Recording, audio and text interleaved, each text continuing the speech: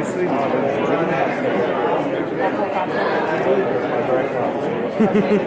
It's coming through. Huh? It's coming through. What'd you say? Is it coming through? Oh, I wasn't listening Oh, on you here. already said That was just listening to something else. So how do you go live? You just kind of plug it in this. This little thing right here. Oh wow! Yeah, it's just a little live view. It sends a signal to the station. I'll go when I leave. I'll check it out. It's probably about an hour and a half. I'll just talk it all the way.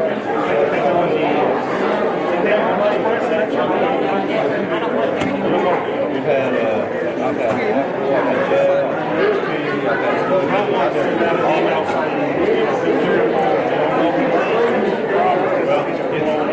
somebody's created a donation. Yes. And they've used mine, and I've been talking all good time. Only is there been every one of them especially have been checking in.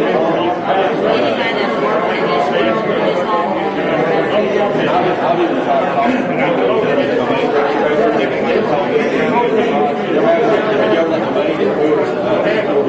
it looks like it's there. That's not true.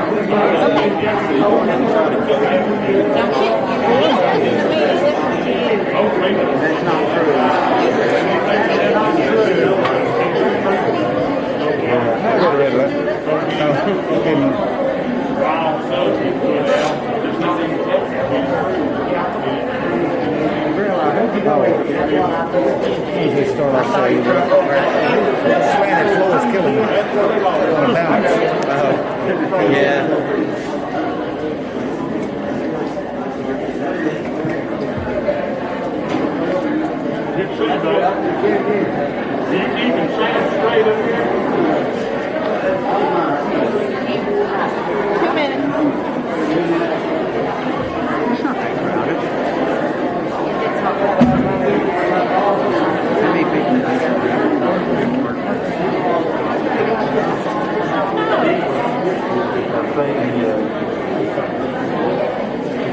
There it is.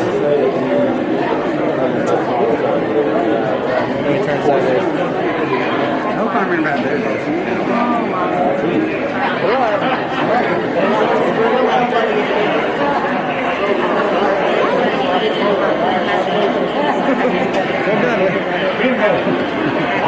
I'll get from the camera. I know they say something about we're live. Here.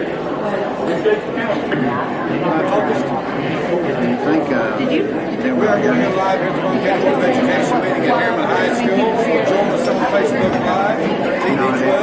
We're not on the Comcast channel, but we are on Facebook Live. So momentarily, the Board of Education will be coming on live as the chairman. Ray Brackett will bring the whole meeting to order here in just a few minutes. So, again, the meeting probably lasts about an hour and a half. There's some critical issues tonight may be facing county and scheduling, so that's why we wanted to bring it to a live channel as well, Facebook and via the internet tonight. So stay tuned. Board of Education, fixing to take off here at the Harriman High School. I'll tell you some of them. I got the meetings now and then. He's right there.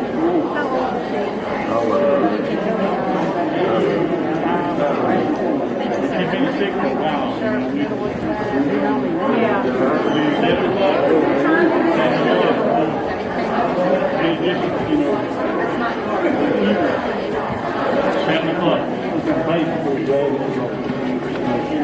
We're ready.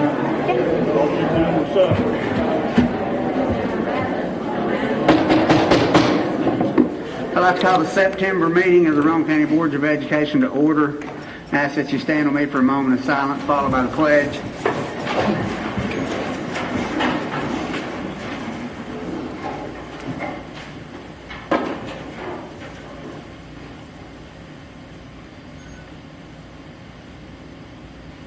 Thank you. I pledge allegiance to the flag of the United States of America and to the republic for which it stands, one nation, under God, indivisible, with liberty and justice for all.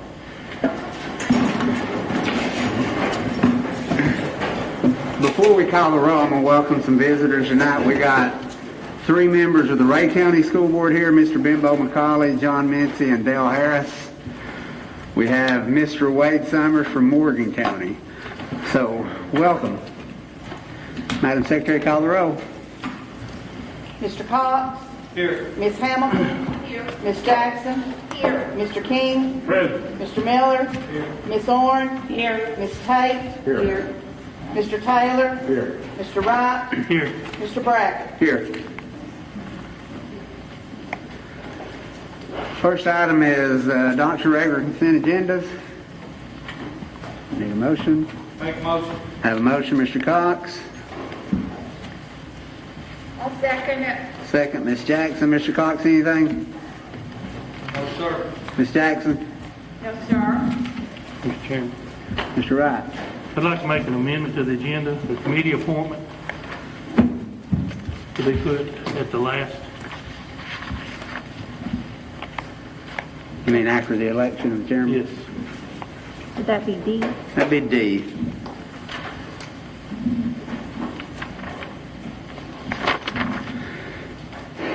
Anyone else?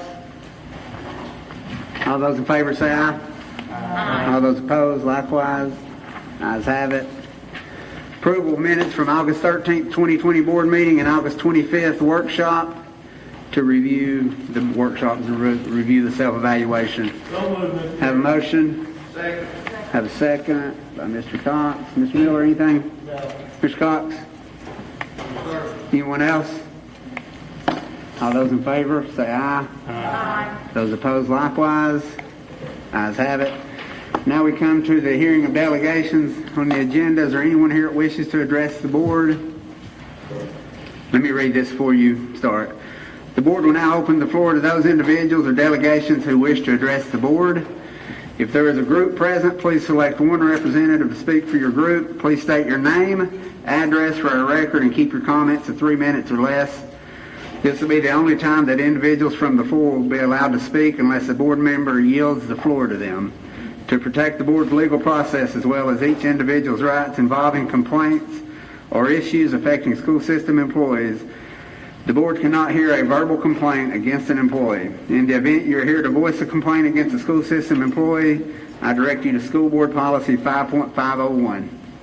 It's all yours. Is it on? It's on. My name is Heather Robinette. I live at 130 Center Drive in Rockwood, and I teach at Ridgeview Elementary. First of all, new board members, welcome. What a great year to come into a new position for your first board meeting. First of all, I just wanted to... Is that better? Okay. I just want to say that I'm coming to you speaking for a variety of teachers of different levels, elementary, middle, and high school around the county. Each of you should have received a letter that was mailed out late last week. And we're a group of teachers, as I said, from different levels who are desperately trying our very best to meet the needs of all of our students. However, we feel so thinly spread right now at the moment that we are barely holding our heads above water. We knew that this year would be different. We just did not, and we knew that it would bring challenges, but we had no idea what impact it was going to have this year on both our professional and our personal lives as a whole. Let me preface what I'm going to say by saying that we appreciate everything the school board does for us. Our administration at our schools, they have been wonderful. They have offered us so much help, lots of assistance, but again, we feel like we're drowning. We're trying to complete more than one job within the time constraints of a traditional school day, and this is just simply not possible. It's not feasible for us to plan, teach, and complete the grading of assessments for both in-person and remote learners in the amount of time that we have during a regular school day.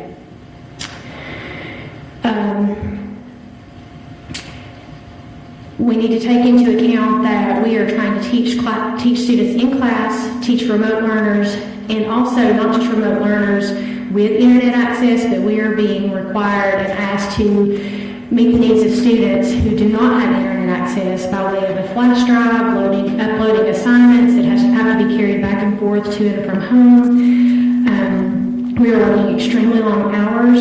We are leaving those extremely long hours and working more hours at home. And we are ending up having to neglect personal duties and responsibilities to run our households. The letter that you received had lots of points in it, and I'm not going to go through all of those. I don't have the time to do that. But we are coming to you begging for help. We cannot continue at the pace that we are going and efficiently meet the needs of all of our students.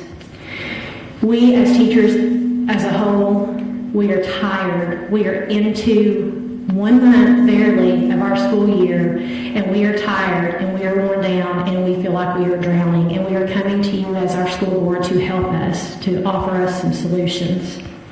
And just in closing, I will read the last paragraph of the letter that you received, and it does say that we have to ask how much longer will we be expected to continue with this pace, pulling double duty, sometimes triple duty, with no compensation or hope for anything being taken from our already overflowing plates.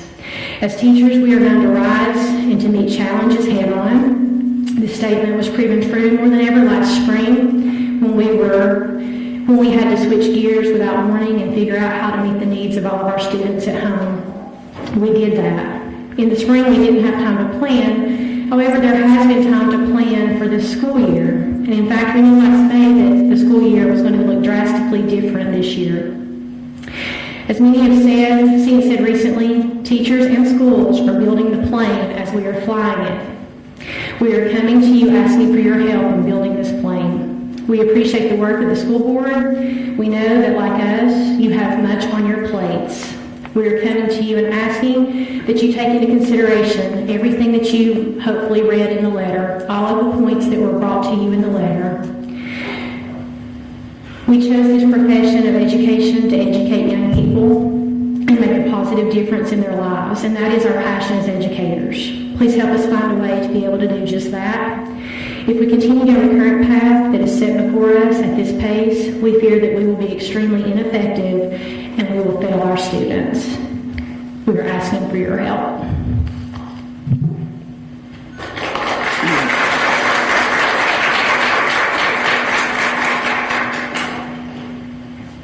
Is there anyone else that wishes to address the board? No one else.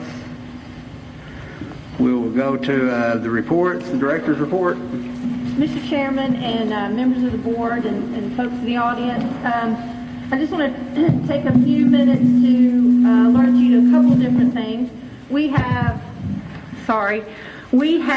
I just started this past week our Aspiring Leaders Cohort, and that is a group of 19 folks that are aspiring someday to be in school administration. Some days they might think they're crazy, and I would agree. But these folks are leaders in their schools as we speak, and we're looking forward to working with them and getting to know them better, and hopefully help them along the way as they enter into school administration. I also want to personally welcome our new school board members tonight for their first board meeting. Happy to see them here. And I want to take just a minute. This pandemic has certainly, as you heard from Ms. Robinette, certainly has taxed our teachers and our definitely our folks on the front line in the classroom, and our aides and everything else. They've also taxed our administrators. We're asking pretty much everybody these days to do things they've never had to do. And I want to take just a minute to point out Emily Palmer, who is also, she's going to kill me for those of you that know her, but Emily's doing probably the job of 2 or 3 people, and then we've added on, as Shannon shakes his head over there, we've added on to her a big responsible for remote learning, and she has taken it on like a charm. So I just personally and professionally wanted to recognize Emily and say thank you.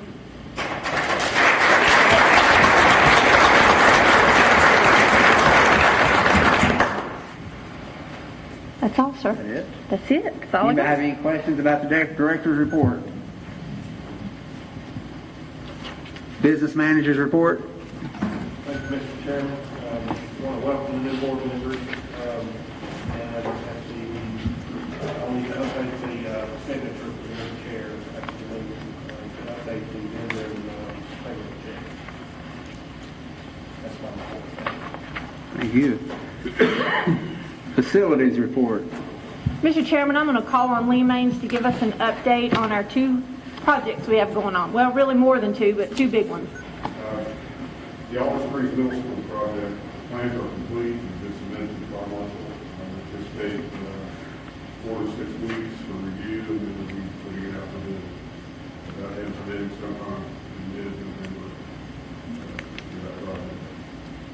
The sewer project from Midway is still floundering. They're still moving the ball as far as sampling and things like that. We also found out that we have to have 3 separate high school and the elementary school that we have to follow the project. The CTE building for Harriman High School air conditioning is in its final stage of being ready to come out. We've got a couple items left to get to really be ready to go. Thank you. One more thing, the Harriman roof. We've released Blue Group to prepare bid documents to replace the roof on this building and cafeteria. Thank you. Anybody have any questions for the facilities report, Mr. Miller? Lee, do you still feel good about our number? Talk about money-wise at all springs, since the cost of everything has skyrocketed. Well, the architect's advising there's been an increase in material costs. I asked them how they felt about the being the probable cost. With the alternate for the banner being in there, it's still likely that it'll be in the budget. Thank you, Mr. Chairman. Anyone else? Committee reports, policy committee. Yeah, the policy committee, and this committee, we had to meet this month due to, there was some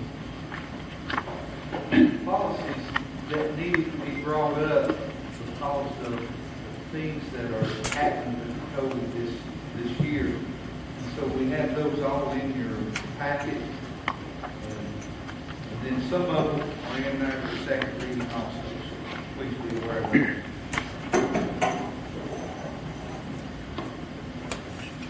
Anybody have any questions for the policy committee? Chairman's report's next. Well, let me welcome the new board members. I was going to do it, but she likes to steal my thunder all the time. Miss Christy Orn, Miss Diane Tate, Miss Nancy Hamilton.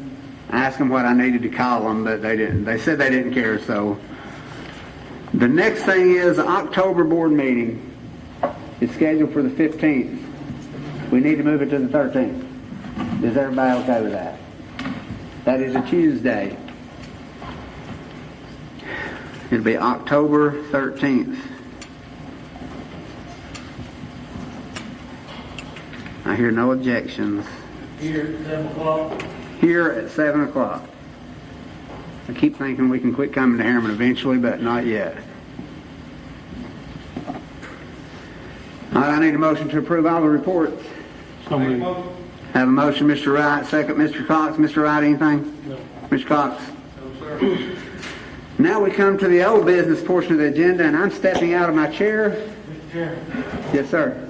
probably need to vote on that. Oh, I'm sorry. Yeah, we do need to vote on that. Madam Secretary, call the roll. Ms. Hamilton? Ms. Jackson? Yes. Mr. King? Here. Mr. Miller? Yes. Ms. Orn? Yes. Ms. Tate? Yes. Mr. Taylor? Yes. Mr. Cox? Yes. Mr. Wright? Yes. Mr. Brackett? Yes. I'm going to do the policies first before we step. Yeah, we'll do the policies first. We got approval on second reading, approval of the title, I can't see, so. Title 9.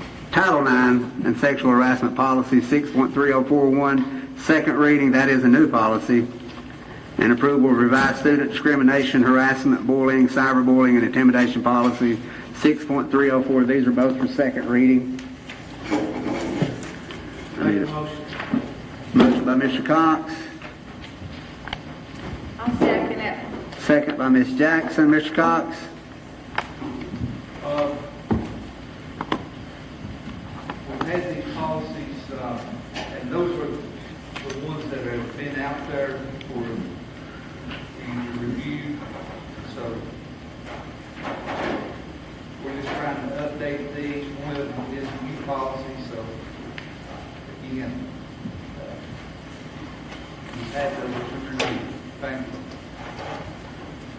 Ms. Jackson, Nothing.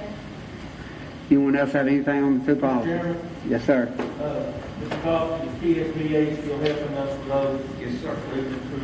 That's all I got, Mr. Chairman. Madam Secretary, call the roll. Ms. Jackson? Yes. Mr. King? Yes. Mr. Miller? Yes. Ms. Oren? Yes. Ms. Tate? Yes. Mr. Taylor? Yes. Mr. Cox? Yes. Ms. Hamilton? Yes. Mr. Wright? Yes. Mr. Brackett? Yes.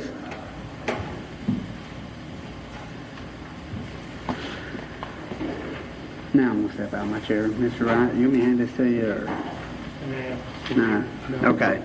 Next item is discuss and possibly take action on a weekly schedule. He's stepped out. What? Stepped out. That's right, you made the announcement, Sorry. so the chair will entertain a motion for discussion to discuss the possible action for a weekly schedule. Well, I'd like to make a motion that every Friday, starting October 2nd, be a remote learning day, K through 12, to be looked at our December board meeting for reevaluation. Second, Mr. Chairman. Have a motion by Mr. Brackett, second by Mr. Miller. Mr. Brackett? Yes. Well, as you heard, we've been doing remote learning about a month. I think it's safe to say our teachers have stepped up again, but they're overwhelmed, overstressed, overworked, and underpaid. I think that's safe to say. So here's a few things I want you to know that this day for me is not. This day is not an extra day for the weekend. I know you know that. This day is not a planning day for teachers. This is not a day for principals to schedule meetings with teachers. For me, this is an instructional day without students in the classroom. And that is my motion. Thank you. Mr. Miller? Mr. Chairman, Mr. Brackett said as well, our teachers are working 8 or 9 o'clock every night. The reason I'm so much for this is I'm concerned about them teaching in their class, the kids that are there, and getting these texts or emails about kids that are remote learners. It's just as important to them and their families. But our teachers are having to stop, try to help them and answer those questions. And we're just getting too thin. And I think this will give us a day that we can take the opportunity to not have kids in the classroom. We're still going to be teaching, but we'll be able to help those people and answer some questions and spend some time with them. So I think this is a real good idea, and I'm going to support it 100%. Thank you, Mr. Chairman. Ms. Jackson? Mr. Chairman, I'd just like to comment that I like the motion. I like the idea of giving time to our teachers, and I know there's a lot that we as board members are having to consider when we do this, when we're putting additional strain on our families with having a day when all of our students are at home during the week.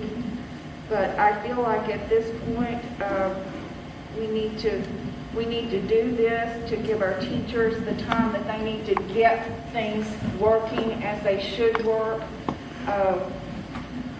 to be able to do both in class and remote learning. And I think this will help them.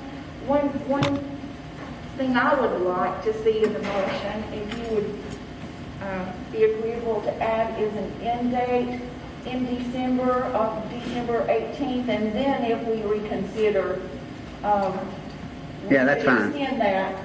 But in looking at the calendar we have in place right now, that would be 9.5 days of remote learning for everyone, because it's 4 days in October, 3 in November, and 2.5 in December. So if you would be agreeable to add that. Is that December 18th? Yes. Yeah, I will say October 2nd to December 18th. Okay. I'll include that in my second, Mr. Chairman. Thank you, Thank Mr. Chairman. That's all I have. Ms. Tate? My only concern with that is the children that can't do the remote learning, who are children of single parents that work, or, even both parents working. And those children, if they're not in school, they have to be in daycare. so they really cannot do the remote learning.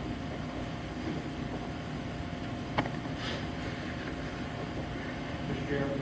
Yes, sir. Mr. Miller. Oh, I'm sorry. That's not me. I've officially stepped down. One of you two chairmen, Somebody. she makes an excellent point. Two reasons that I think it's good on Friday. One, we've got a lot of people that work 410s that are off on Friday, so I think that'll help on what you're saying. And the other thing is that it's going to really help our cafeterias too. Because if we do it, we talked about it before y'all were on the board doing it on Wednesday, that makes it tougher on the cafeteria because they've got to get those meals ready to send home on Wednesday. Now they only have to do it one day. The other thing is we will be able to send packets home with these kids for Friday. I'm sure, right, Dr. McCall? Yes, sir. We'll be able to get that to them. So that'll be able to help. And anything we come up with, Diane, there's going to be some problems. I agree. It's going to be tough on some people. But we've got to do something to relieve the burden. And because I think it's a lot of teachers have told me it's going to start weighing on all the kids if we don't act now and act fast. All the kids are going to start suffering, not just the remote, but the in-school ones too. So I think we've got to do something. But you make a great point. Thank you, Mr. Chairman. One of you chairmen. Well, I'm going to make a comment. The only thing that I have with it is I wish we could, instead of doing it, we could do it October the 5th. It gives 2 weeks. My reasoning before we implement, my reasoning for that is you got a lot of parents out here who are going to have to make. October 5th on Monday. I know, that's what I'm saying. Well, that week, we'd start it that week. Because they're going to have to make some arrangements for childcare, and we're putting them in a pretty quick, Second after Friday. pretty quick pickle here.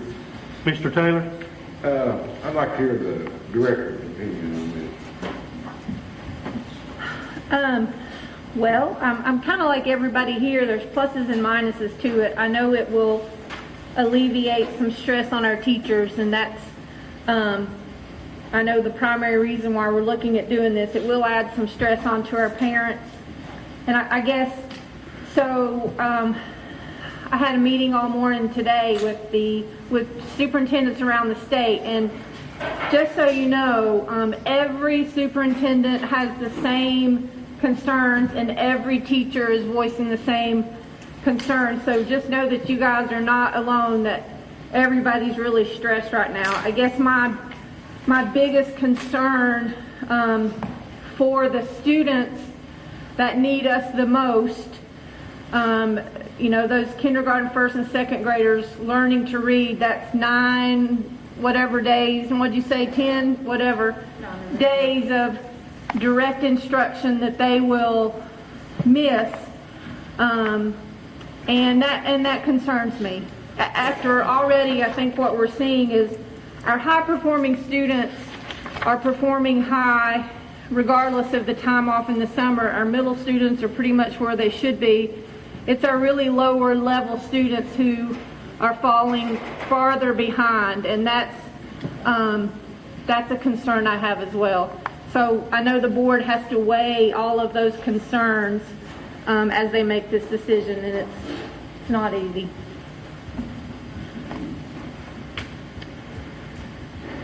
Ms. Horn? Thank you, Mr. Chairman. So, a couple of questions. Number one is, are we looking at it starting on the 5th, or are we looking at it starting on the second? My motion is October 2nd. October the 2nd? So could we look at it for the second 9 weeks? And then that way that would give parents to make the adjustment? My motion is the 2nd. The 2nd? Yes. Okay. And also, adding to what Ms. Tate was saying as well, is that I know that there are some local daycares that are offering remote learning opportunities from 8:30 to 2:30. They do have 6 slots altogether open for full days, and I think it's $20 a day. So that is an option if they needed somewhere to go as far as that goes. The other part of this is having this Friday off I think this is the part that we know education's been changing, and this is an opportunity for us to really get into the 21st century learning strategies, and this is going to give our teachers that opportunity to start getting their classrooms to that setting that we need to. And I just want to say great job to all of you guys. Hats off to all of you, just not even the teachers, administration, all the support staff, everybody, because it's really weighing on everybody, and just great job. That's all I have, Mr. Chairman. Ms. Jackson? Just one other point of clarification for pre-K, this would not include. This is K, my motion was K through 12. Okay, so pre-K would actually come to school during this time. Anyone else? Madam Secretary, please call the roll. Well, can we, Hold on. I'm not sure what we're actually voting on. We're going to vote on the second, or we voting on the ninth? What do we? Read your Mr. Brackett, if you would, read your motion again. The motion is that every Friday, starting October the 2nd through December 18th, be a remote learning day for K through 12, to be reevaluated on December 18th. That is the motion. Mr. King, you have any more? No, that's fine. I just want to make sure what I was voting on. Again, anyone else?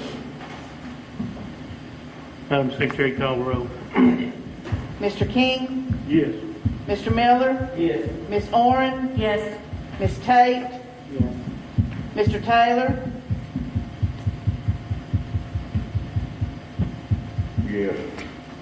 Mr. Cox? No. Ms. Hamilton? Yes. Ms. Jackson? Yes. Mr. Wright? Yes. Mr. Brackett? Yes.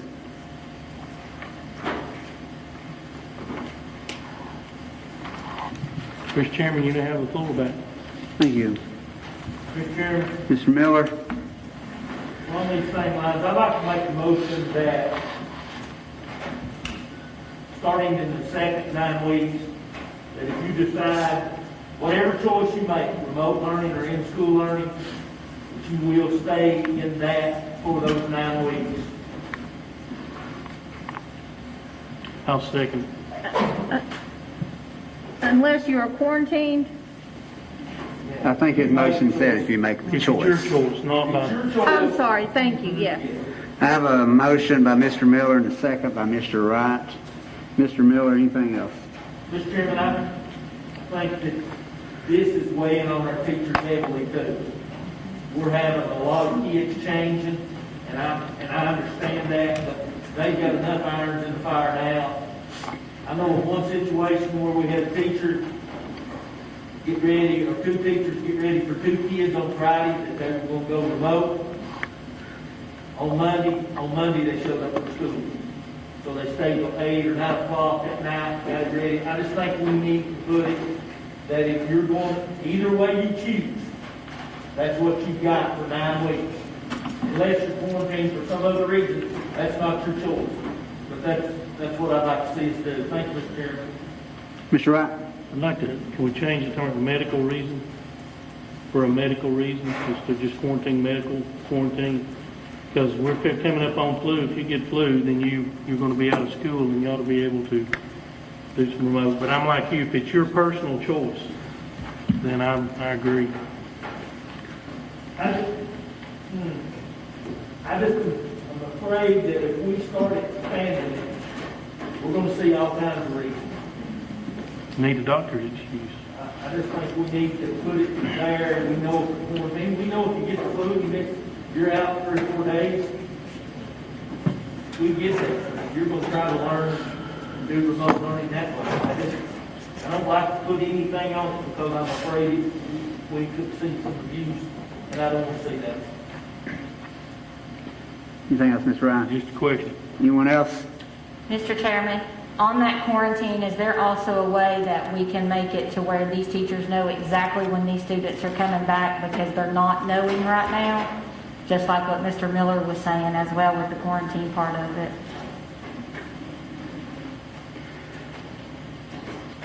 I will speak maybe out of turn. Surely we will know when they're coming back. Am I missing something on that? Yeah, kind of, because I normally am missing something. because we have to protect the privacy of our students to whether or not they are infected, a family member might be infected, or they are just quarantined because of close contact. And all of those things are a different amount of days. So if we tell you, it's just a slippery slope with HIPAA and privacy laws. So if a student, I'm sorry, go ahead, Ms. Hamilton. Are we considering that the person we're telling would be the teacher? Yes. If the teacher has instruction with that student, wouldn't that teacher need to know that anyway? Mr. Barber, do you want to jump in? You're the one that works directly with the health department. I don't want to. I hope There is a, like you said, it's a slippery slope. We got to be careful how we say it, who we say it. We don't put names in it. We do first contact tracers at every school. Our administration and the contact tracers have access to the spreadsheet. So when someone tests positive or is quarantined, all that information goes in the spreadsheet, which has the return of the school date on it. So our administrators know when they're coming back. I'm sure the administrators are going to that teacher at some point. I don't know if it's right then and there, somewhere down the line, they're probably communicating with that teacher that you should expect the student here on this day. You know, a couple days in advance. We just don't want to broadcast. So anybody that's isolated from positive case, quarantine, household contact, all goes into this spreadsheet through our contact tracing, which I want to stop right here and say. Our great folks at the central office, I want to stop. That this needs to be said. Dr. McCall, Mr. Jenkins, everybody at the central office has had a heart in this process, all the way down to our nurses, to our teachers, to our administrators. And I'm going to tell you, those contact tracers who are our assistant principals have done an absolutely amazing job with the little amount of training, preparation we had to do. And to get this going with the guidelines from the health department, they have done an amazing job. And I just want to say that. The teachers are involved too. They're clustering these kids together in the classes so we know who's contact tracing. So man, this has been a very group effort. It makes me proud to work with such great people. I wouldn't say that first. But going back, anybody that's isolated or quarantined anyway goes into a spreadsheet, which ultimately is just the health department. And we have the return date. Sometimes the health department changes that date because they have case investigators that call to check on these folks that are quarantined or isolated. Sometimes the dates do kind of go back and forth. We're pretty good. We get it within a day or two. Sometimes they do change. So the schools do know when they're coming back. We just don't know. And I hope I answered the question. You did. It sounds like the teachers should know when they're coming back. Yes. Thank you. I think that answered yours. Now we have Miss Jackson. I just have a question. I'm kind of confused on how I would want to vote on this, because I understand from talking to some educators that there's concern about some students who have chosen remote and they're not really doing school. They're not doing the work. So what recourse do we have? I know if they were assigned to come to school and they weren't coming, we would have some recourse to get involved, get the courts involved or something to make sure that child was having school. So I guess, Dr. McFall, I need clarification on that. There may be students that are doing remote, assigned to remote, that aren't really doing anything, and what can we do to get them back in school? Yes, ma'am. That's a problem. No, it is. As you can tell, it is a problem. And again, it's not just a problem that we're having. This is across the state. So Mr. McLeod, who's over our attendance, and Missy Lane, our truancy officer, actually met with judges last week who hear our truancy cases. And the judges were very clear in that they will not, and rightfully so, they will not act in terms of, they can't enforce a kid doing their remote work from home. That's not the work of a judge. However, if we go through our tiered system, which we have a tiered system in place, and we can show that we are entering kids from that tier 1 to tier 2, and we can document that from the tier 2 to the tier 3, and we can document those things, then the judges will get involved. So we've sent that out to principals as to what that might look like. I will say that there are students that should not be remote learning that are. And they would be better in a classroom, and we all know that. But if we give the choice, then we give the choice. We don't get to choose who gets the choice. So I do know that's an issue. And in a lot of cases where principals are calling those students and talking with those families, trying to get those students to come back in person. And in a lot of cases they're successful. But that is an issue. But we are also, if there is a particular issue that teachers or administrators are concerned about, they're contacting student support. Our student support folks are going out and making home visits and seeing exactly what's going on with that family and why that student is not completing that work, or if there are any barriers in place. Anything else you want to say to that, Mr. Clower, or is that pretty accurate? They're working hand in hand with this environment, learning as far as students who have regular who are doing that and trying to get the parameters set place that they continue that they will have to come back to school. And we're communicating that to them day by day. That's kind of what I was thinking, but if they're not doing their work, can we not implement the next 9 weeks they have to attend school instead of remote learning? We can do that, yeah. Yes, we can try to do that. I mean, ultimately, if they don't, then at that point it becomes a educational neglect issue, and we can get DCS involved. Anything else, Ms. Jackson? So I guess I just want that incorporated in this motion, that when it's an issue with failure to attempt to learn at home, that there's something in place that doesn't lock us in, Mr. Miller, in your motion, that they have to stay remote or stay in school. Ms. Horn. Mr. Chairman, also Dr. McFall, do we have a percentage of students yet who have not reported to class or reported half or anything like that? I don't have that exact number, but we do have some students who we have not heard of. Seen, found, yes, yeah. Ms. Jackson, thank you for bringing this up, because the other thing about all of this is that on this side of note, is there not something we can do to hold these parents accountable? Because I know when they made the choice for their students to go remote learning for whatever reason, can we not have them sign a contract that says this is what you're going to abide by? Because it seems like our teachers are stressing out about it, our administration is stressing out about it, but the parents aren't really stressed that their students aren't in school. And is there a way that we can get them to sign a contract that this is what they're agreeing to, and if they don't, here's the consequences? Are you asking me? I'm just asking whoever wants to answer. I don't want to speak up. Speak up. Okay. Speak up. So our parents were made aware, and they were given a whole document, a handbook.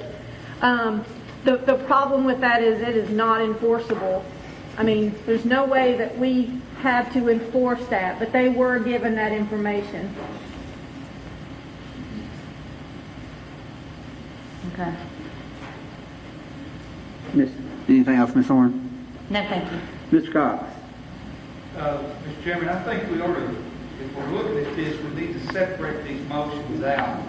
Deal with Mr. Miller's first about having these students where they don't swap back and forth between virtual learning versus in classroom. We need to do that. This will keep the process cleaner, and then we can deal with Ms. Jackson's wanting to have these students that are not coming to school and participating in the virtual learning, that if they don't do that in 9 weeks, then we could force them to come back to school for the next 9 weeks. I just think that'll keep the process a lot cleaner, and the motions won't be so entangled. Anyone else? I'm going to read the motion on the floor for you so we'll know. I think I'm right. The motion is, once a student makes a choice, remote or in-person learning, they stay with that for that 9 weeks. Is that correct? That is a motion and a second. Anyone else? Madam Secretary, call the roll. Mr. Miller? Yes. Ms. Oren? Yes. Ms. Tate? Yes. Mr. Taylor? Yes. Mr. Cox? Yes. Ms. Hamilton? Yes. Ms. Jackson? Yes. Mr. King? Yes. Mr. Wright? Yes. Mr. Brackett? Yes.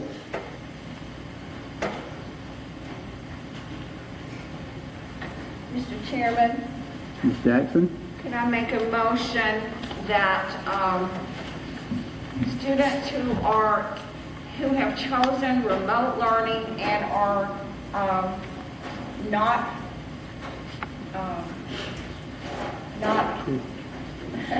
being successful be required by the school system to return to in-person learning? I'll second that. Have a motion, Ms. Jackson, and a second by Mr. Cox. Ms. Jackson? I think we've already had enough discussion about it, but I just feel like that's a problem that our teachers are carrying a lot of that burden because they want the children to be successful, but they're not able to be in the home with them. Thank you, Mr. Cox. No. Anyone else? Mr. Chairman, can we make sure that Dr. McFall checks with Chuck Cagle and make sure that we legally can do that? I'm for it 100%. Yeah. I just want to make sure if we're offering remote, can we legally do that? We can. I guess I would ask maybe to make that a little bit less ambiguous, that maybe with the change could be made with director approval or something, and I could look at each on a case-by-case basis rather than if they're not. I don't know what the wording was. I'm sorry. I think this is a motion. Tell me. Go ahead, Ms. Jackson, read it. No, that, I agree with that, if you would like to add that to the motion. Maybe with the... So it says students who have chosen remote learning and are not succeeding can make a change with director approval or something to that effect. Just not can make a change. We're saying they're coming back. Yeah. With a recommendation from their homeschool and director approval. I like that. My shorthand's not that good, so I hope somebody wrote that down. Neither is your long hand. Yeah. That's just quick writing. That's just quick. Yes. I'll include that in my second. Anyone else? Ms. Oren? Dr. McFall, are we going to put a time limit, like so many weeks or so many days on this, or is it just going to be at the discretion of you? You mean for them not to for them not to come? Not to do their work. I think everything might be a case-by-case basis. As I'm just thinking through some of the situations we have right now, it might be better to do it on a case-by-case basis.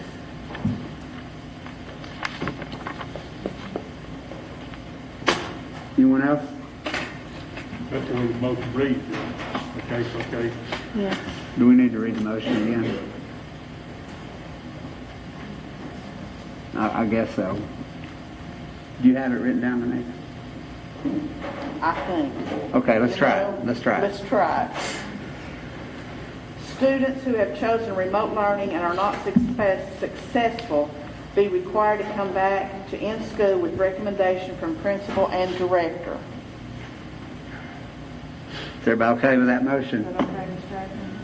That defining successful worries me a little bit. But No, it's correct. It just, that's why I would like to have another.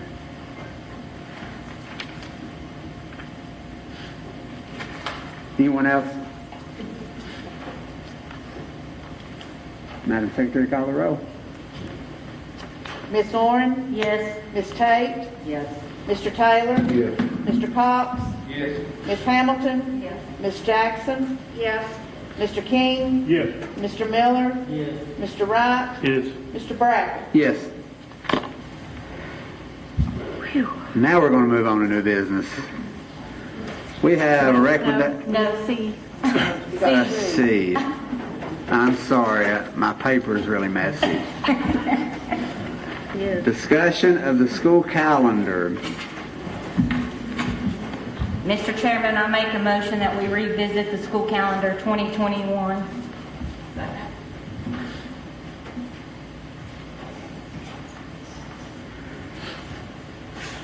So you're wanting a motion to discuss the school calendar, correct? Correct.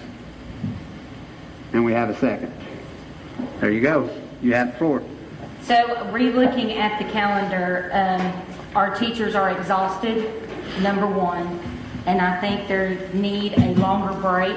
So I want to revisit the fall break, going back to its original from October the 12th through the 16th. Now, let's give everybody a break, number one. That'll also give them an opportunity, because some teachers have expressed their interest of being able to catch up during that time. Also, we have several kids that have parents have trips planned during that time, and they are not canceling them. So then we're going to run into an issue of absenteeism, and then these kids falling behind and causing us more problem. Also, with the flu season coming, this is a perfect opportunity to take that week and do a thorough cleaning throughout the schools. And then also, I would like to make a motion we add back in the Wednesday before Thanksgiving. So fall break and Wednesday before Thanksgiving. Okay. We have a motion to discuss right now, right? Right. So,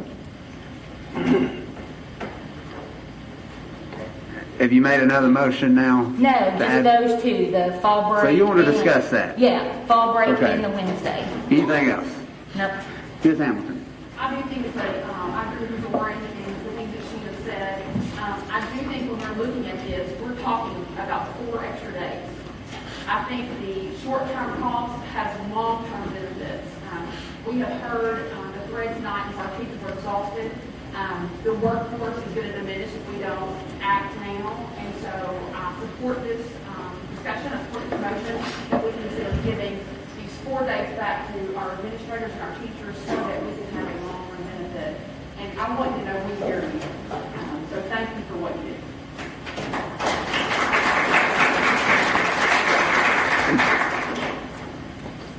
Anyone else?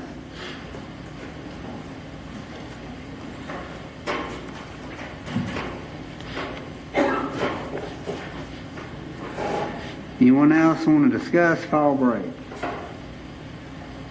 No? Ms. Tate, you look like you're wanting to. Is how are we going to make those days up? What are the days that we're going to take away? You know, in the future, to open that back up to people. Do we need to discuss that for the whole school year of what we're going to rearrange, or? Because they definitely need that fall break with what they've been through the first one. So in order to, Ms. Hamilton. in order to put those 4 days back in the schedule, currently we are ending school, I think it's May 3rd, 21st, I believe. If we were to put those 4 days back, in a schedule that would put us ending school in 2021, May 27th, I believe, and that still is before the Memorial Day holiday. We would like to try to get our teachers and schools closed down before that holiday. Anyone else? Ms. Warren? But also, Mr. Chairman, if we had those emergency days, so we've only used maybe 5, that leaves us 6 left. And if we have any emergencies throughout the year, we would be able to go remote, correct? So technically, we could maybe still end on time if we need to. And I guess maybe we could revisit that later. Can't really do that. Okay. The state won't allow us to, like at the end of the year, use those days in another way. I wish they did, but they won't. Okay. Have to say it up front. I guess the only thing I will say is we have visited and visited and revisited this calendar. We've sent it to the state once, we changed it. We've sent it to the state again, which is why I will not vote to change it again. But that's just my spiel. We have changed and changed the calendar. Ms. Hamilton. Mr. Chairman, I appreciate the diligence of the board and previous meetings to set the calendar. I think the board at that time made the best decision with the information that you had. Now we are 5 weeks, 6 weeks in, and we have better informed decisions. We have facts. So therefore, I think that is why this demands another consideration, so that we can make the best decision, have an informed decision with the new information that we now have.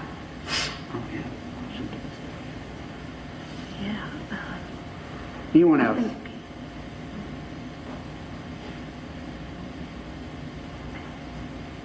Discussion has ceased. We need a motion to... We don't have a motion to vote on anything right now. We have discussed the calendar. So I make a motion. I'll second. We have a motion to add, what was that date? October the 12th through the 16th. October 12th through the 16th back to the calendar. And then Wednesday, which And the would be Wednesday November before 25th. Thanksgiving. Okay. We have a motion and a second. Does everybody know what we're voting on? I'm not reading it again. I think we know. Anyone else have any discussion? Madam Secretary, call the roll. Ms. Tate? Yes. Mr. Taylor? No. Mr. Cox? No. Ms. Hamilton? Yes. Ms. Jackson? No. Mr. King? No. Mr. Miller? No. Ms. Oren? Yes. Mr. Wright? No. Mr. Brackett? No.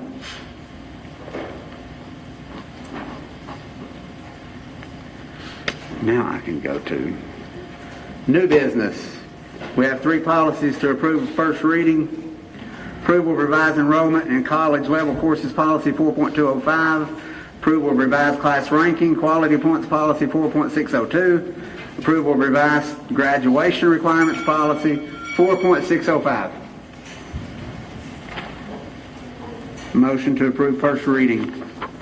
So moved. Have a motion, Mr. Wright. Second. Motion, Mr. Cox. Mr. Wright? No. Mr. Cox? Oh, sir. Anyone else? Madam Secretary, call the roll. Mr. Taylor? Yes. Mr. Cox? Yes. Ms. Hamilton? Ms. Jackson? Yes. Mr. King? Yes. Mr. Miller? Yes. Ms. Oren? Yes. Ms. Tate? Mr. Wright? Yes. Mr. Brackett? Yes. Item B is approval of surplus technology equipment to be recycled or disposed. Bowers and Middle Elementary. Make a motion. Have a motion, Mr. Cox, second, Mr. Wright. We have to vote on item individually. Combine 1 and 2. I'm going to combine 1 and 2. Approval of surplus the following 2 vehicles from transportation: 2002 Dodge Caravan, 1990 GMC. I'll include that in a second if you'll include this first. I'd like to combine 1 and 2 into my motion. We have a motion and a second. Mr. Cox, anything? Mr. Wright? No. Anyone else? Madam Secretary, call the roll. Mr. Cox? Yes. Ms. Hamilton? Yes. Ms. Jackson? Yes. Mr. King? Yes. Mr. Miller? Yes. Ms. Oren? Yes. Ms. Tate? Yes. Mr. Taylor? Yes. Mr. Wright? Yes. Mr. Brackett? Yes. Item 3 is approval of resolution, emergency suspension of board policies during the 2020-2021 school year. I'll make that motion. Have a motion, Ms. Jackson. Second, Ms. Hamilton. Ms. Jackson? This was a resolution provided by TSBA, and it just allows us to suspend some of the things that we can't follow at this point without changing our policies. And it just kind of keeps that clean, even though there are some policies we cannot follow at this time. Ms. Hamilton? Anyone else? Madam Secretary, call the roll. Ms. Hamilton? Yes. Ms. Jackson? Yes. Mr. King? Yes. Mr. Miller? Ms. Oren? Yes. Ms. Tate? Yes. Mr. Taylor? Yes.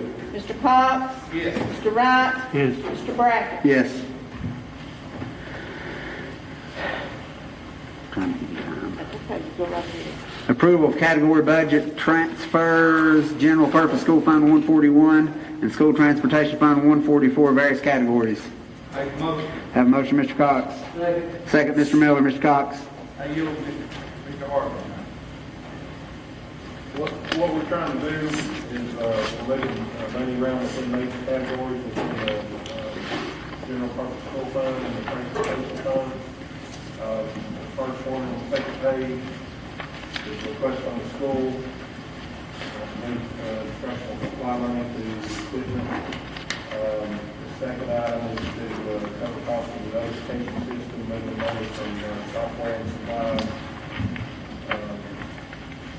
The third item is to cover costs of audit and the insurance, moving money around.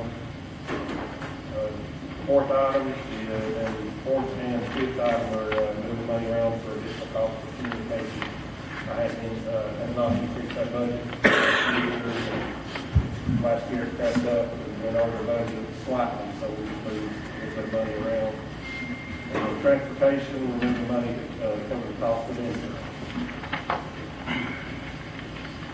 Right now, any questions? Anything else, Mr. Cox? No, sir. Mr. Miller? Did we provide the amount on our audit? Didn't hear where, total cost of audit? Yes, sir. I understand we probably have a lot more background checks because of having to get so many subs, but did our audit, did they go up on the price on us, or? They did go up slightly, I think it was 3%, but I did not increase it. I'm sorry? I did not increase in the original budget, I did not increase that cost, did not increase it by percentage, pretty much was level. The auditors know how to read our audit reports and our budget, so I don't want to tip our hand and say we'll increase it 5% and then increase their cost 5%. And the background checks, we're moving $5,300 from that. We budgeted $20,000, I think we spent $200 so far this year. We're not going to spend anywhere close to 20.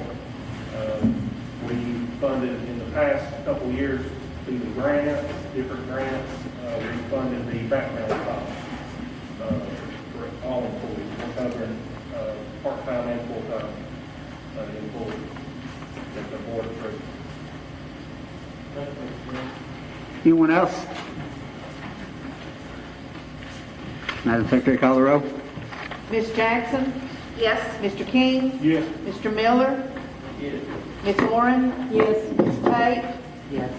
Mr. Taylor? Yes. Mr. Cox? Yes. Ms. Hamilton? Yes. Mr. Wright? Yes. Mr. Brackett? Yes. Approval of 2020-2021 budget amendment, school federal projects fund 142, various subfunds. So moved, Mr. Chairman. Motion, Mr. Miller. Second, Mr. Cox. Mr. Miller? I'll yield there. I do have an amendment on the last page. This is the new LEA reopening and programmatic support. This is $100,000 funded with COVID relief money. The account code, I used the same code that was used in the CARES Act 931 that was previous, 47301. that, per the state, that should, we should change that to 47303. So I want to make that change on the last page, subfund 936. And what we're doing is, in the original budget for these, we're pretty much adjusting all but a few of our subfunds. In the original budget, we have a preliminary allocation from the state, and we have an estimated carryover. So what we do early in the year is we come back to the board and adjust it to the final allocation from the state and the final carryover. So our carryover increase is about $261,000, and our increase in our allocation is about $68,000 in addition. I'd be glad to answer any questions on this. Anything else, Ms. Miller? Ms. Cox? Anyone else? Madam Secretary, call the roll. Mr. King? Yes. Mr. Miller? Yes. Ms. Oren? Yes. Ms. Tate? Yes. Mr. Taylor? Yes. Mr. Cox? Yes. Ms. Hamilton? Ms. Jackson? Yes. Mr. Wright? Yes. Mr. Brackett? Yes. Approval of 2020-2021 budget amendment for capital projects fund 177. Make a motion. Motion, Mr. Cox. Second. Second, Mr. Wright. Ms. Cox. Thank you. You notice on the green sheet, the buses that we ordered last year didn't come in until this year. So we have to reallocate that money, rebudget that money to pay for last year's bus purchase. That's $584,000. We've got some revenue coming in for several buses, $23,850. Adjust the carryover amount. I only budgeted $50,000 estimated carryover, so it's $472,761. So we're rebudgeting the carryover from the prior year maintenance project. And then the Oliver Springs projects, the $80,000 is just the adjustment of the unspent amount. If you notice on page 1 or 2, the second page in, the remaining balance of the on line 35 for the Oliver Springs and Midway projects is $9,919,000. There's not been a whole lot spent over the last few years on that project. Some engineering costs and testing and so forth. That's where we're at the beginning of this year, $9.9 million. Anything else, Mr. Cox? Yes, sir. Mr. Wright? No. Anyone else? Mr. Miller? And that 9.9 million is to what project? It's all projects. What was our estimated cost on? Didn't we put $1 million aside for Midway?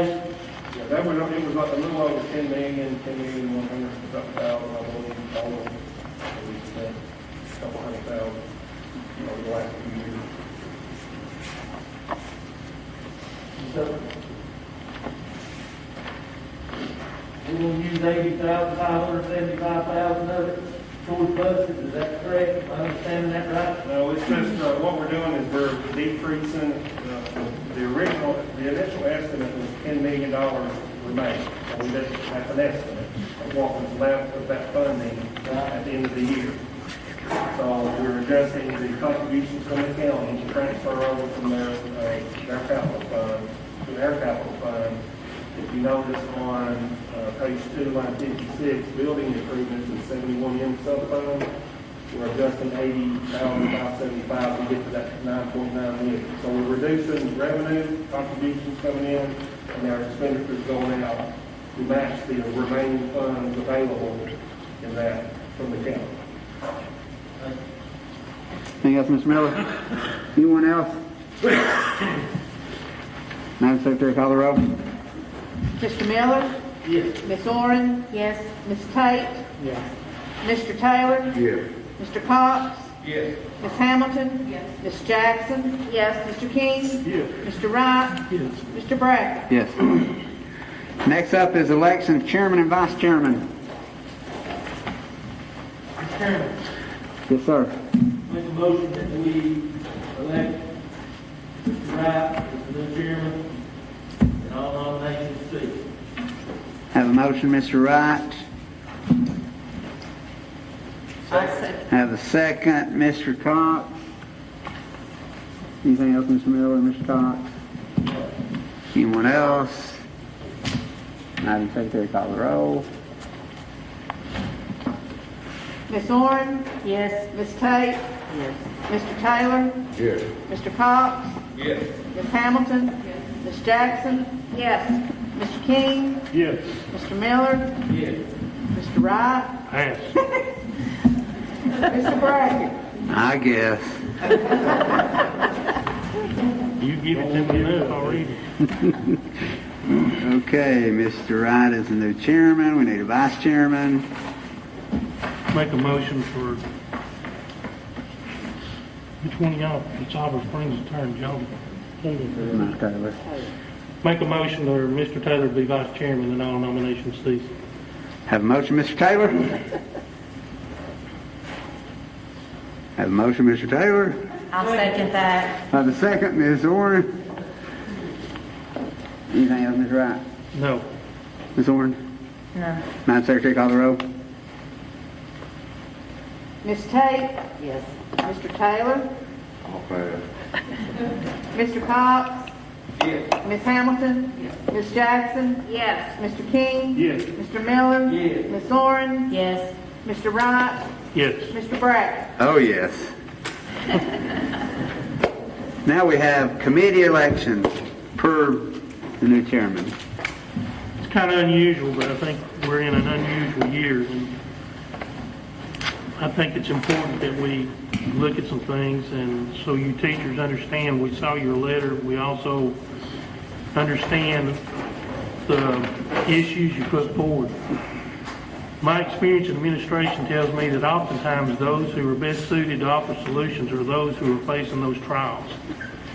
So in keeping with our board policy, committees have to be approved on an annual basis. So I'm going to jump the gun a little bit and asked for the board to approve the Remote Learning Advisory Committee. So I'll make a motion I'll second that. that we establish a Remote Learning Advisory Committee. Have a motion and a second. Anything else, Mr. Wright? Just so you know, I've made Miss Jackson the chairman. She has experience in the classroom, has experience as an administrator, has experience of being on the school board and also the county commission. So I think she's a good person to put in charge of it. She also asks a lot of questions sometimes that the rest of us up here don't think of, so I think that's another. From the central office staff, and I'm gonna name them, I'll put Miss Emily, Shannon, Angie, and Mr. Woody. The rest of this is made up, and the letter was primarily addressed to us, and the names were primarily elementary school teachers. So the rest of this committee is made up of elementary school teachers. There's about 2 from each school. I think I've got a couple on here where there's only 1, but there weren't that many signed it. And what I would like to ask Ms. Jackson is to meet with this committee, and hopefully you all can, with the concerns that you voiced, you can come back with some solutions, some recommendations. So I'm not an educator. So to ask me to find your solutions, I'm not good. If you ask me to go out here and enforce a speed law, I can do that. So I'm asking you put your concerns forth, so now put your heads together and bring us some solutions. And I have the list here, and I'll be glad to hand it out to each board member. And I also have one for Madam Secretary. Y'all go ahead, I've got to leave. Too many years. That's me. So that's my request. Yeah. No, they don't. If y'all would like me to read the ones who are on here, I will be glad to do so. I'm here. That's the rest of the thing. If any of the board would like for me to read, I'll be glad to read the ones that I put on here. Some of you are here. Some of you I know, some of you I don't. Okay, I have put Miss Jackson as the board chairman. Heather Robinette is on it. Elena Phillips from Ridgeview. Randy Clifton and Angie O'Brien from Midway Elementary School. Stephanie Ford and Melinda Topmiller from Dilla Springs, Jessica Choate from Kingston Elementary, Shasta Mason from Bowers, Renee Bunch from Cherokee Middle School, Christina Van Metter from Harriman High School. I only put one from the middle school and one from the high school because frankly there weren't any names on the high school. The bulk of this seems to be coming from the issues you're having with elementary, so that's why it's elementary dominated. So I'm looking forward to see what you bring back to us. Yes. Address it to him. She wants to, I'll yield the floor to you. We have an additional learning coordinator and professional learning facilitator that I'd like to add to the committee. That's Who would it? Jackie and Chastity. Jackie Barnes and Chastity Bauer. There you go. All right. So you can add those two to Jackie and Chastity. Anything else, Mr. Roane? No. Okay, comments. You need to vote on that because it has to be. Do we got to vote on the committee? The committees have to be approved. Madam Secretary, call the roll. Mr. Taylor? Yes. Mr. Cox? Yes. Ms. Hamilton? Yes. Ms. Jackson? Yes. Mr. King? Yes. Mr. Miller? Ms. Oren? Yes. Mr. Tate? Yes. Mr. Wright? Yes. Mr. Brackett? Yes. Comments. We'll go with Vic first. Congratulations to all our new board members. Glad to have everybody on board. Next thing is Roane County High School golf team on congratulating. They won the region, they qualified for the state, and the team and one of our young ladies qualified for the state tournament on the girls team. The other thing is, as most of you probably know, Miss Pankey passed away this week, and she, my sympathy goes out to her family. She was a great lady. I was fortunate to work with her for many years, and she and her whole family are something special. And I just wanted to. My heart goes out to her family, and they're having a funeral for at Kuipers Thursday from 1:30 to 1 to 3:30, I think, in the service thereafter. And I just wanted to be aware of that. Yes. They've actually moved it to First Baptist Church in Houston because of the crowd they anticipate. Okay. So it's going to be at the First Baptist. I hadn't done that word. Thank you, Nancy. So that's all I got. Ms. Tate. Not sure where to put comment other than I'm just looking forward to tackling all of these challenges, especially what's going on now. I feel so sorry for our teachers and for the administration, and because it's something no one's ever dealt with. And together we can all get through it. It's just going to get some time behind us and get the pandemic behind us. So. Mr. Taylor? Good meeting, Mr. Chairman, and you've done a really fine job as chairman this past year. I'd like to welcome the 3 new board members. You're filling some shoes for some really fine people. You've done a really good job all around. And the only bit of advice I would give you is enjoy the friends you have now, because you won't have Friends. for long.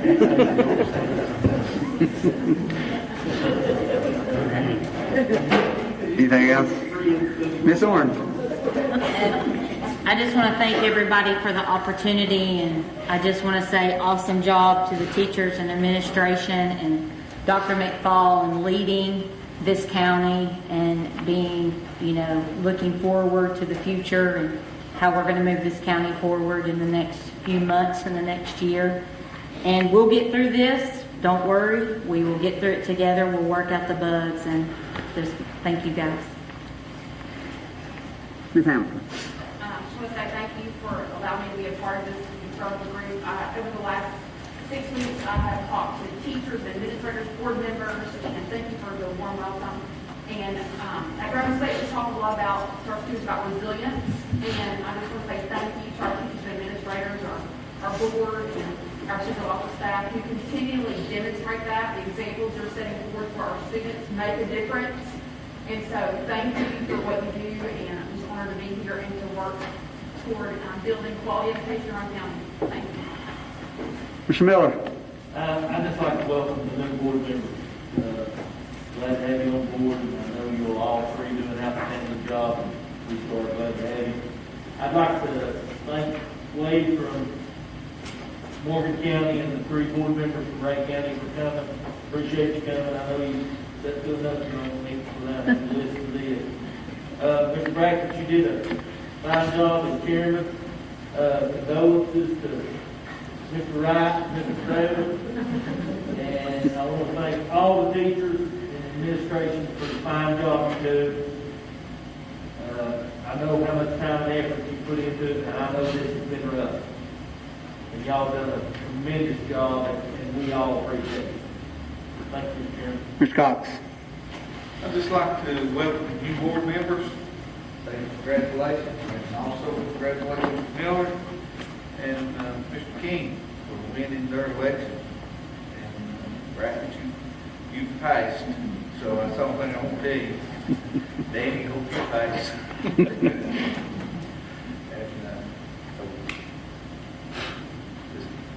Hang in there, it'll get better before it gets worse. Ms. Jackson.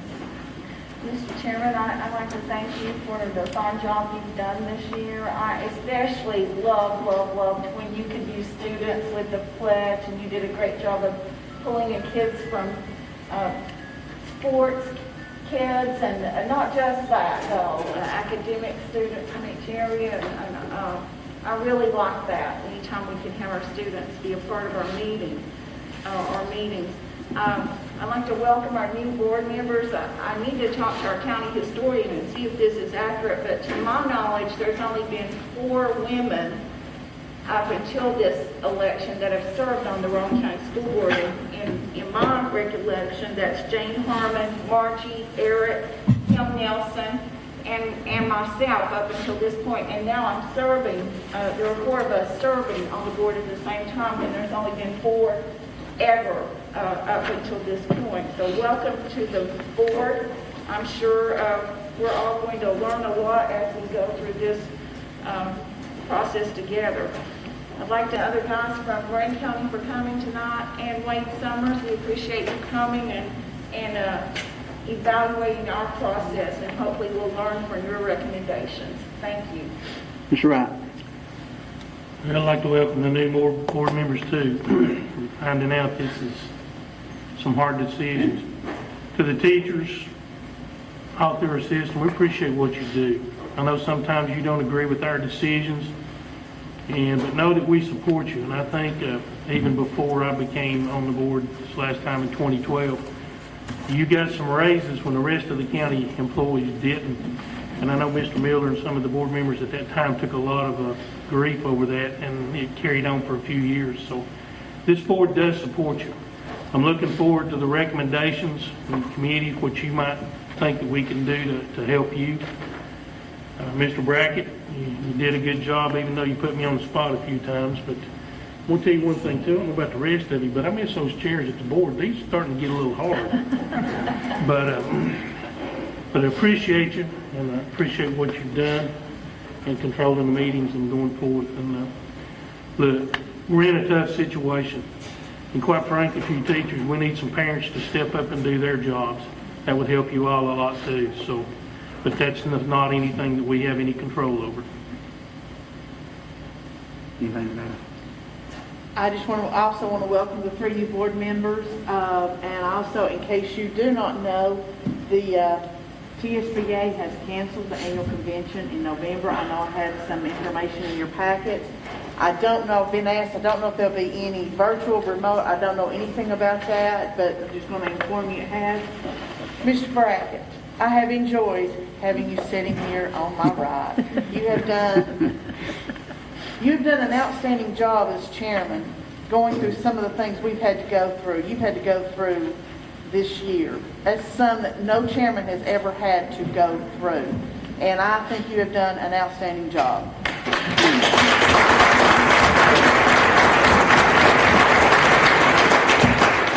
I want to welcome Mr. Wright. He will be moving from my left to my right. And then welcome Mr. Taylor. He will be on my left. Yes, ma'am. For all of you, the rest of your board who didn't know, have you noticed your name tag? If you notice, there've been 2 pieces in the past, and Miss White got them one piece now, so they're a lot nicer, and they also make it a lot easier for her to do it. Just wanted to call that to your attention. That's how good she takes care of us. Dr. McFarland. I wanted to let the board know we worked last year on developing a new policy to add to student voice to our board, and that policy has passed. We worked through how that person is selected to coincide with the district of our chairman, so we will be adding a student voice from Harriman High School to our board, maybe in October, but maybe not. Maybe November, but we're working on that. So very soon there will be a student voice added to the board. I appreciate the board members that come from Ray County and Morgan County. I know it is hard to sit through meetings when you sit through so many. I done welcomed you three, so I won't bore you with that, but it has been quite an honor being chairman. I want to say it's been fun. But you just can't. I can't yet. I've got a little less nervous every meeting, but it's not gone yet. So, congratulations, Danny, and I need a motion to adjourn. So moved. I've got your signature on this stuff.